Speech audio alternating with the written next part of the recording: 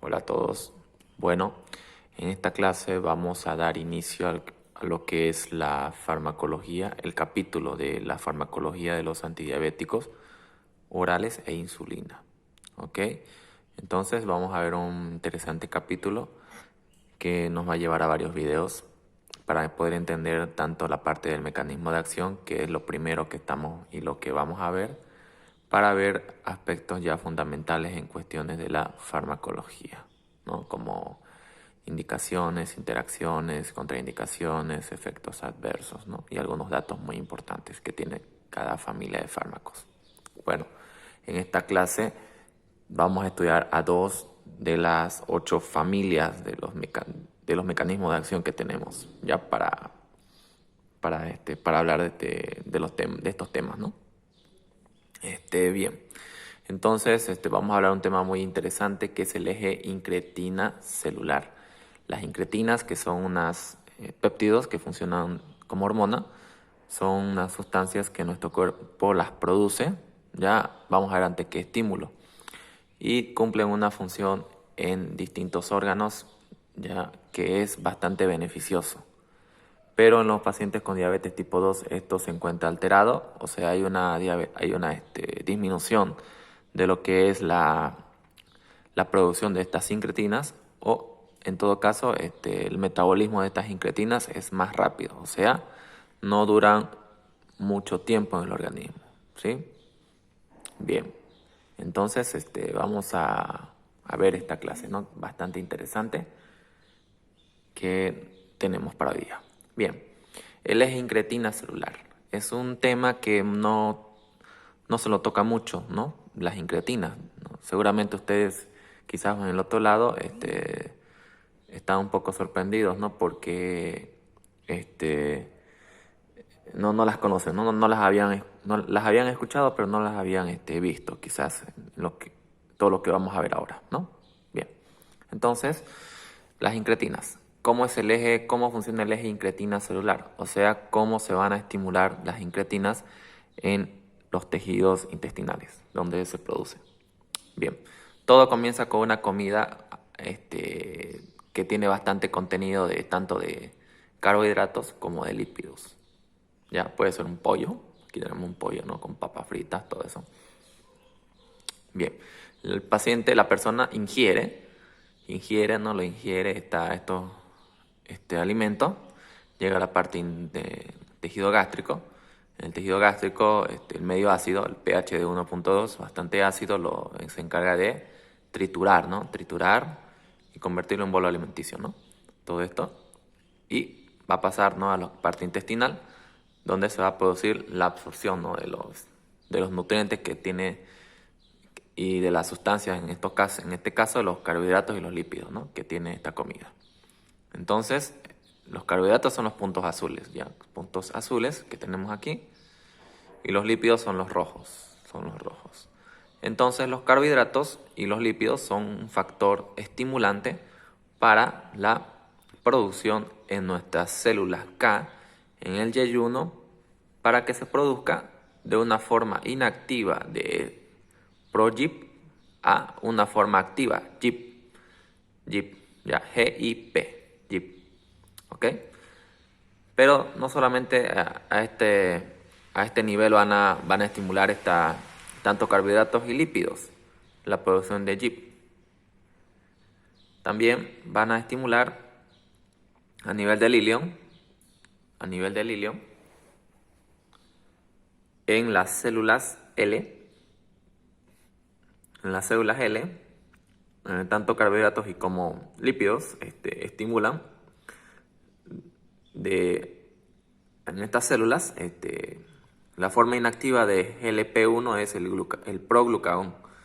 La forma inactiva de GLP-1 es el proglucagón, ¿ya? Entonces, este GLP-1, ¿no? Entonces, tanto los carbohidratos como lípidos van a estimular la producción de GIP, no, GIP, como GLP-1. ¿Qué significa GLP-1? Es una péptido similar al glucagón 1. Sí, péptido similar al glucagón 1. Bien, entonces estos dos factores, tanto los carbohidratos y lípidos, estimulan estas dos sustancias que son más conocidas como las incretinas. Incretinas, ¿ya? GIP, GIP y GLP-1. GLP-1. Entonces, péptido similar al glucagón, ¿no? GLP-1. Entonces, estas dos sustancias son liberadas por estos estímulos, carbohidratos y lípidos. Entonces, la GLP-1 va a liberarse a la circulación sistémica, ¿ya? Va a llegar a la circulación sistémica, al igual que el GIP, también péptido insulinotrópico, el GIP significa péptido insulinotrópico, también va a ser liberado a la circulación. Entonces la GLP-1 vamos a conocer con mayor acción a la GLP-1 porque es la que nos va a producir acciones en diversos órganos. Mientras tanto que la GIP solamente se concentra su acción, su actividad a nivel del páncreas, a nivel de los islotes de Langerhans. Bien. Entonces la GLP-1, que una vez es liberada a la circulación, en el organismo ya dura muy poco tiempo. Pero en ese tiempo trata de cumplir todos estos efectos en todos los órganos que vamos a mencionar. Su vida media del GLP-1 es de alrededor de 2 a 3 minutos. Es bastante corta su vida media. O sea, lo que dura en el organismo. ¿Ya? Porque hay una enzima llamada, que es una proteína, pero funciona como enzima, es la DPP4. DPP4, que es una dipeptidil peptidasa, que se llama dipeptidil peptidasa. Esta dipeptidil peptidasa es un punto diana de los fármacos que vamos a ver luego. Entonces, esta es una proteína encargada de degradar a la GLP-1 a los 2 minutos de su secreción. Entonces, la GLP-1 dura muy poco tiempo en el organismo, pero ese tiempo cumple distintas manifestaciones fisiológicas en distintos órganos que vamos a mencionar. Entonces, la GLP-1 a nivel de lo que es el estómago, de lo que es el corazón, va a producir un aumento de la cardioprotección. Aumento de la cardioprotección y disminuye valores de presión arterial. La GLP-1 a nivel de lo que es la parte gástrica va a producir un enlentecimiento del vaciamiento gástrico. La GLP-1 también a nivel de la estructura cerebral va a producir un aumento de la saciedad con una disminución del apetito y una mayor neuroprotección, ¿no? Que esas células neuronales tengan una vida más larga, neuroprotección. También tenemos que tener en cuenta que la GLP-1 a nivel del músculo aumenta la sensibilidad a la insulina. No olvidemos que los tejidos insulinodependientes son el músculo, tejido adiposo y el tejido hepático, ¿no? Son estructuras orgánicas, ¿no? Que son tejidos, ¿no? Insulinodependientes, que dependen de la insulina. Entonces, los músculos, en el músculo, la GLP-1 lo que produce es un aumento de la sensibilidad a la insulina. O sea que esos receptores insulínicos sean más sensibles a las acciones de la insulina. A nivel del tejido adiposo también aumenta la sensibilidad a la insulina. También encontramos receptores insulínicos en el tejido adiposo, ¿ya? Y la GLP-1 lo que hace es aumentar su sensibilidad de esos receptores para que la insulina no tenga problema en activarlo, ¿no? En la cuestión de la que es la fisiología de la insulina lo tenemos en este canal. Ya está unos episodios mucho más atrás que este de acá, ¿ya? Pero hemos hablado de la fisiología de lo que es la insulina. Tenemos por este otro lado que también que tener en cuenta que la GLP-1 a nivel del tejido hepático va a producir una disminución de la secreción de glucosa. La GLP-1 produce a nivel de lo que es el tejido pancreático, más específicamente en los islotes de Langerhans. Va a producir a nivel de las células beta en sus receptores de GLP-1, produce un aumento de la sensibilidad a la insulina. A nivel de las células alfa que producen glucagón, encontramos receptores de GLP-1 que van a producir una disminución de la secreción de glucagón. Va a aumentar la biosíntesis de insulina, o sea, la formación de insulina en las células beta. Y va a producir una disminución de la apoptosis de células beta, ¿no? Entonces, esto es favorable, ¿no? Es muy favorable para aquellas personas que tienen una alteración del metabolismo glucosídico, como la diabetes. Entonces, conociendo los efectos fisiológicos que tenemos de la GLP-1, ¿no? Que es una incretina, al igual que la GIP, aquí vemos la GIP, también produce los efectos que hemos citado a nivel de los islotes de Langerhans. Entonces, estas dos incretinas que actúan a nivel de los islotes de Langerhans son bastante beneficiosas, ¿no? Su efecto antihiperglicemiante, ¿no? Y es por eso que la farmacología lo estudió mucho a estas incretinas, en especial la GLP-1, porque produce acción fisiológica a distintos niveles. Entonces fue investigada, fue estudiada bastante, y entonces crearon unos fármacos llamados fármacos incretinomiméticos. ¿Qué quiere decir incretinomiméticos? Quiere decir que imitan la acción de la incretina. Imitan la acción de la incretina. Entonces estos fármacos son la exenatida, liraglutida, ¿no? Son fármacos incretinomiméticos. Mecanismo de acción, imitan a la GLP-1. Claro que estos fármacos producen mayor potencia que la sustancia endógena, ¿no? O sea, producen mayor cardioprotección, tienen mejor acción a nivel gástrico, mejor acción a nivel cerebral, muscular, tejido adiposo, tejido hepático y lo que es el tejido de los islotes de Langerhans. O sea que tienen una mayor potencia y también duran mayor tiempo que la GLP-1, porque son resistentes a la inhibición de esta dipeptidilpeptidasa. Son resistentes a su inhibición. Entonces son fármacos análogos, imitadores de la GLP-1, pero como todo fármaco siempre es más potente que la sustancia endógena, ¿no? Bien, entonces ese es el mecanismo de acción de estos fármacos incretinomiméticos, ¿ok? Tenemos por este otro lado lo que son los fármacos inhibidores de la dipeptidilpeptidasa. ¿Cuáles son? La linagliptina, sitagliptina, sasagliptina, alogliptina. Son fármacos cuyo mecanismo de acción es inhibir a esta enzima, dipeptidilpeptidasa, porque sabemos que la dipeptidilpeptidasa fisiológicamente va a inhibir a la GLP-1, inhibe a la GLP-1, ¿sí? Va a inhibir a la GLP-1 sus acciones. Entonces y la GLP-1 tiene una vida media corta, ¿no? Tiene una vida media muy corta, de 2 a 3 minutos, así que es rápido su accionar en los tejidos. Pero cuando lo inhibimos con estos fármacos, entonces la GLP-1 dura mayor tiempo en el organismo y puede realizar sus efectos fisiológicos por más tiempo en los tejidos, ¿no?, que hemos mencionado.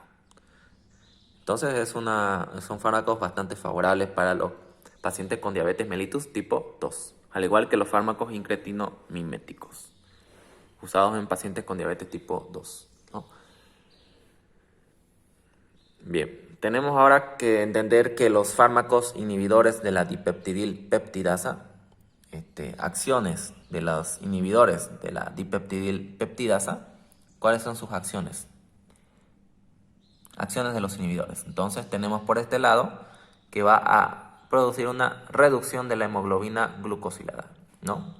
Esto es bastante favorable en los pacientes con diabetes, que tienen elevados los niveles de hemoglobina glucosilada. aumentan los niveles de GLP-1. O sea, aumentan los niveles de esta incretina GLP-1, ¿no? Aumentan los niveles, alargan, ¿no? su acción. Aumentan la sensibilidad a la insulina. Aumentan la sensibilidad a la insulina. Efectos beneficiosos cardiovasculares. También nos va a dar efectos beneficiosos a nivel de lo que es el aparato cardiovascular. No incrementan el peso. ¿Ok? Entonces, esos son parte de las acciones más importantes que tienen estos fármacos inhibidores de la dipeptidil peptidasa. Bien, acá tenemos datos muy importantes que hay que conocerlos de estos fármacos y también de la fisiología de las incretinas. Dato: los fármacos incretinomiméticos, los que imitan la acción, como la exenatida, liraglutida, tienen mayor acción cuando hay un aumento de la glucosa. O sea, cuando los niveles de glucosa están aumentados en la circulación sistémica, estos fármacos incretinomiméticos actúan de mejor manera, ¿no? De mejor manera. Tienen una mayor acción farmacológica cuando los niveles de glucosa están elevados. Pero cuando estos están disminuidos, sus efectos farmacológicos son reducidos, ¿sí? O sea que no hay problema de producir hipoglucemia. Hay un menor riesgo de producir hipoglucemia por estos fármacos incretinomiméticos. En comparación, ¿no?, con las sulfonilurias, que estimulan, ¿no?, crónicamente la liberación de insulina, independientemente de los niveles de glucosa. O sea que la glucosa es un autorregulador de estos fármacos. Cuando la glucosa aumenta, estos fármacos tienen mayor acción, mayor potencia farmacológica. Pero cuando los niveles de glucosa están por debajo de 65, 70, ¿no?, niveles bajos, entonces estos fármacos no cumplen ese efecto farmacológico, ¿no? O sea, son autorregulables por la glucosa, por los niveles de glucosa. Un dato muy importante, se considera que las incretinas son responsables de hasta un 60% de la liberación de insulina postprandial. Entonces, las incretinas se liberan en etapa postprandial, no así en preprandial, ¿ya? Los estímulos son abundantes carbohidratos y lípidos. Mayormente eso lo conseguimos en los alimentos, en las comidas, ¿no?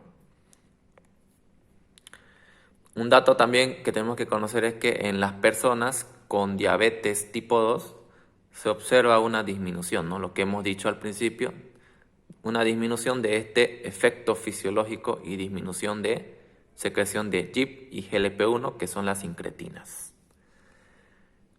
Otro dato, para finalizar, en conclusión, a partir de los efectos fisiológicos de la GLP-1, se han creado, ¿no?, fármacos con los mismos efectos incretinomiméticos y resistentes a la inhibición de la dipeptidil peptidasa, ¿no?, lo que hemos dicho, lo que hemos mencionado, así como también fármacos que inhiben a la dipeptidil peptidasa.